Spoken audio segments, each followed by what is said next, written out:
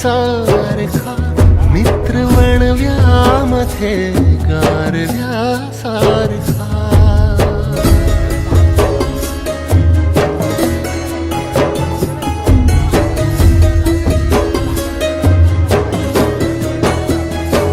जाळताना मला देह ठेवासा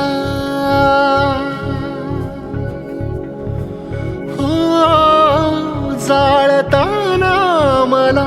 देह ठेवासा हात खांद्यावरी टाकल्यासारखा